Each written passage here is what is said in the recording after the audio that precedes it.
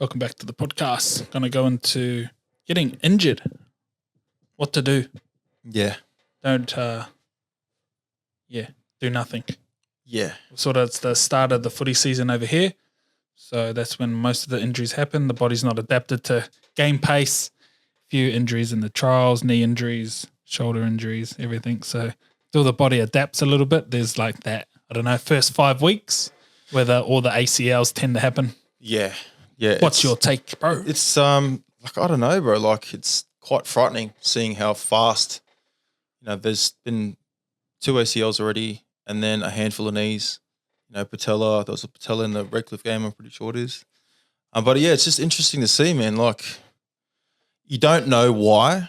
At the end of the day, you can sort of you can be stuck in why me. A lot of those players would be right now. But it's just important to sort of plan now. A lot of the guys can get lost in, like the first thing that happens when you get a surgery, bro, as you would know, is you're like stuck on a bed and you're just thinking, fuck, why me? And you're pumping meds and you can sort of go through a dark period. And that happens to most of us. But yeah, like I put up a post last night on Instagram story because I was just really feeling for those guys who have done ACLs so far, and you can get really, really, really depressed. And it's just important to realize the reality of things. At the end of the day, man, like we come from a place where we know how to plan for those things now and work around that. But yeah, injuries this early in the season, it's a good time to just focus in and work on a program and plan.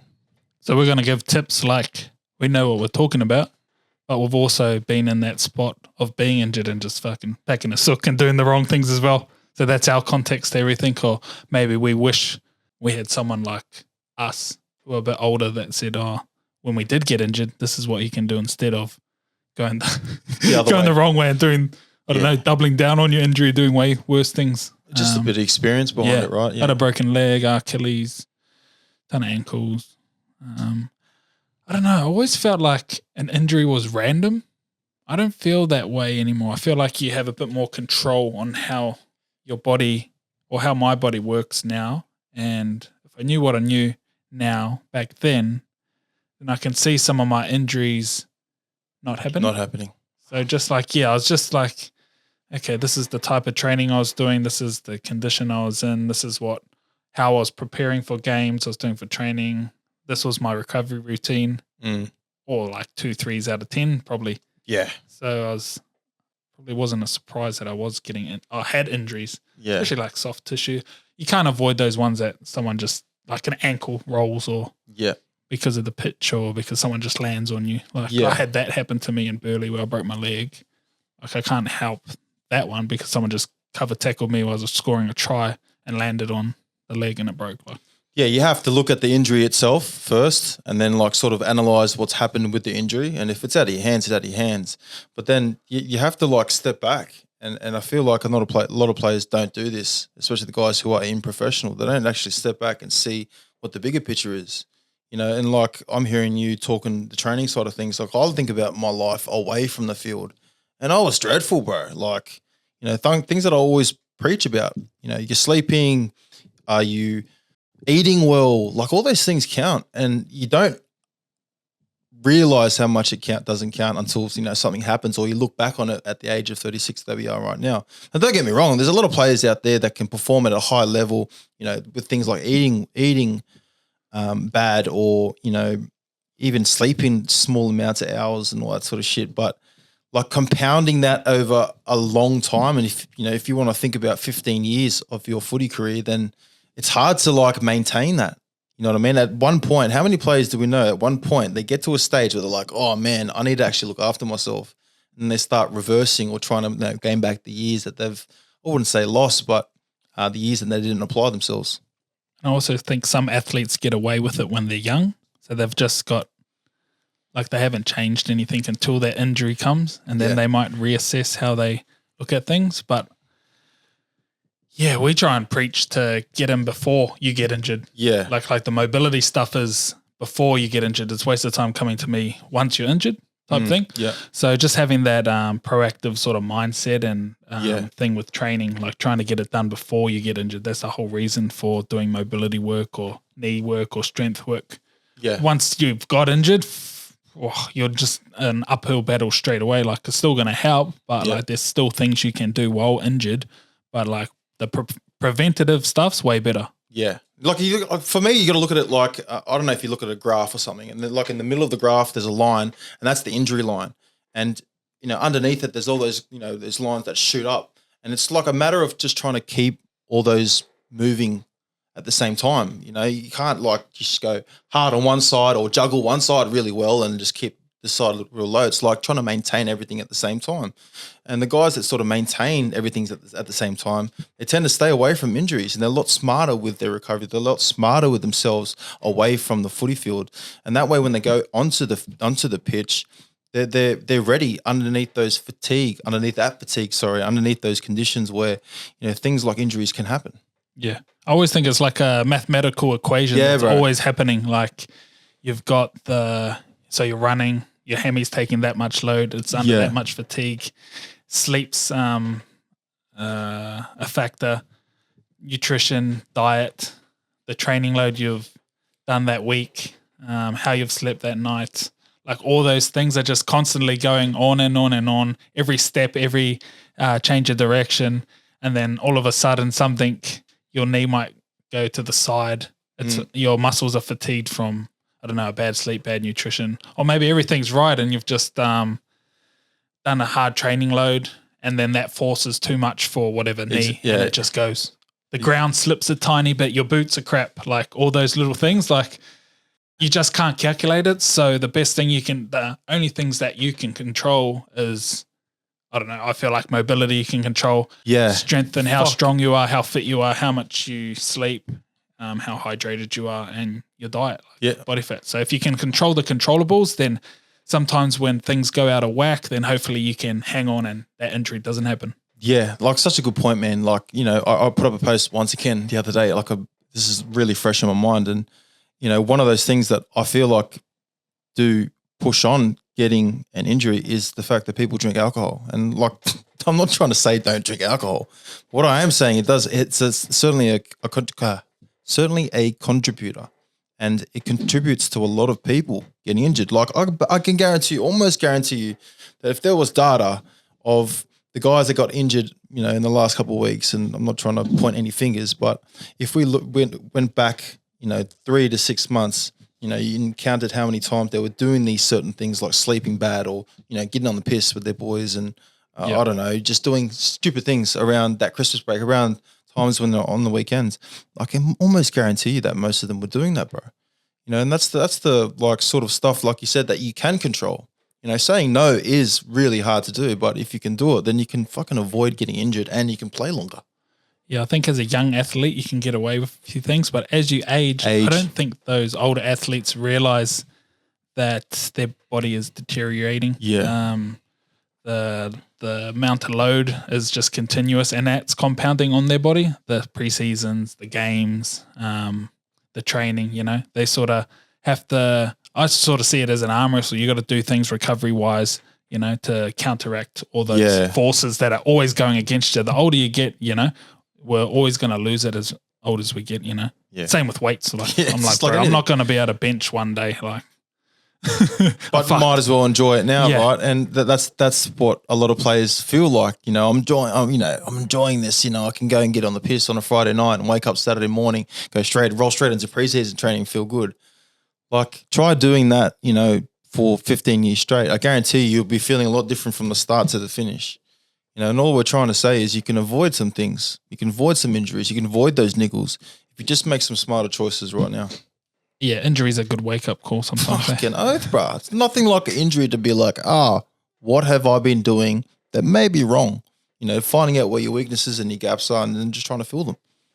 Yeah, for sure. And then, like, that's like, we're sort of probably talking about the professional, and then you have like the semi-professional, like New South Wales Cup, say, or soccer, whatever sport. And then you have like coming through the grades, under 20s, juniors. Like, imagine learning all this stuff now at the young age, bro, and then taking it into a more professional scene.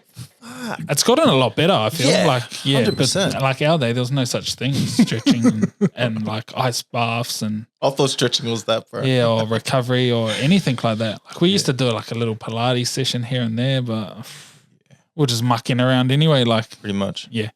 Yeah. There's no structure to it. It was just a class. There's no. Yeah. I feel like a lot of kids now are getting smarter, bro. And that's why the level of performance is higher too. But with that level of performance, so must rise everything else around that too, right? You know, so for example, a guy who back in our day was doing mobility, he'd be able to perform a lot better. Now everyone's doing mobility. Now the point of doing mobility is maybe adding a little bit more extra here, or you know, finding somewhere else that's weak in your body and being able to work on that around your training schedule. So that's a good point. Yeah, I feel for the guys that are not in that professional environment. They come from a hard working day. Yeah. They go straight into weights and training, and then a game on the weekend when their bodies aren't sort of not prepared. Even like touch and like OzTag and that, like high injury rates for the guys just the casual game that come from the office. My mate did his groin one time. Like, it's just like, especially when you're not even an athlete, like sometimes it's a little bit worse because you're like, bro, I just pulled my hammy. I'm out for 6 weeks and I'm just an office worker. Like there's just things they can, and you don't even have to change your training if you are already training. You can just add in 10 minutes and take out. I feel like most people are doing the wrong things anyway. So if you can take out, say you do an hour weight session. One wrong thing and add one good thing. Take out 10, 15 minutes to do some mobility work because, I don't know, when you see, like, is 1 hour weights going to do more for your body or 15 minutes mobility? Bro, that's a good point. Especially when you've already done weights for, like, say, 5+ years. Like, the increments of progression are so small, whereas if you start mobility, you're back to the beginning. You get those beginner gains in the first 3 months. Boom, your body feels mad. You're going to be feeling good, that placebo effect, even if it doesn't work out for you, but you're still feeling that good feeling. And that's what's important over the first 4 to 8 weeks of doing a mobility program, or my program as well.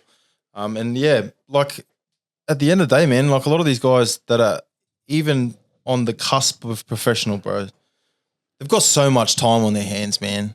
Like, there's so many people that everyone has time on their hands. Everyone has time on their hands, bro. Like, fuck. Just spend 10, 15 minutes doing something that, like, we hear it all the time. Like, I hear it all the time, bro. Oh, man, I wish I started this when I was younger. I'm like, well, fuck. I'm glad that you started now. Why didn't you start when you're fucking younger, bro? Like, it happens all the time, right? Yeah, someone was saying to me, I must have messaged them and then they said, oh, yeah, I'm on Chero's program. It's mean. Bro, you boys are on the something. Bro, we've been doing this for like years now. Like we've been trying to tell everyone. It's so true, bro. Like, we come from there. Like I've been there. I've been at footy. So have you, bro. So, like, why wouldn't I want to try and preach this to someone that has been in my position, right?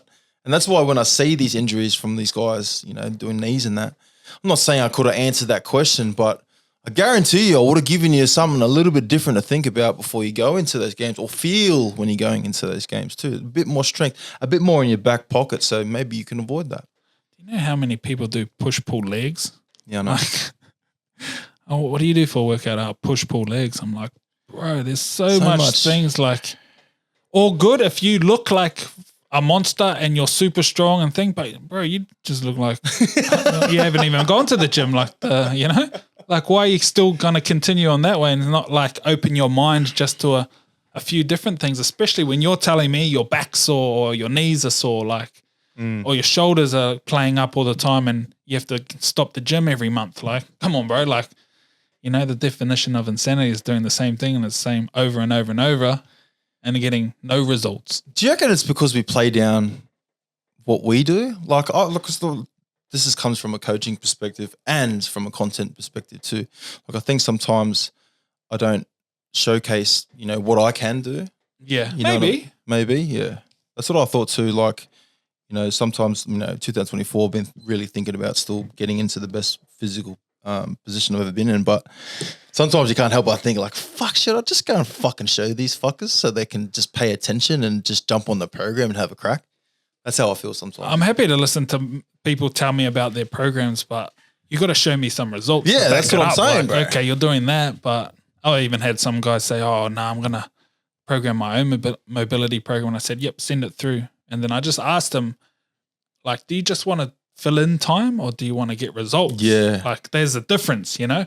I can punch a boxing bag, but I ain't a boxer. You know, I can't say like I'm doing a good boxing session. I'd never say that. But if I go to a coach and he corrects my technique and I do pad work with him, that's different to me just going and looking like an idiot. Such a good point, bro. Punching a boxing bag and saying, yeah, I'm doing a boxing session. Like there's levels to it. That's all I'm saying. Yeah. You can go and do it, or you can, for the sake of doing it, or actually learn what you're doing as well. And if anything, bro, I feel like what we do can be applied for the rest of your life too, not just for a footy fucking career or for an injury even. You know, that's the worst thing about what I do too, bro. Like a lot of people come or present themselves to me after they've gotten injured. Why can't you come see me before? You know what I mean? Yeah. Or just, why can't, I'd love for a kid to walk up to me or something and go, Cherry, I'm fucking just made Jersey flag or, you know, New South Wales Cup or something. I just want to get some strength in my legs, bro. I'm like, fucking let's go, brother. Let's go. Yeah. Better to be proactive, eh? That's it, bro. Done? Done, dusted. Shot. Check out this.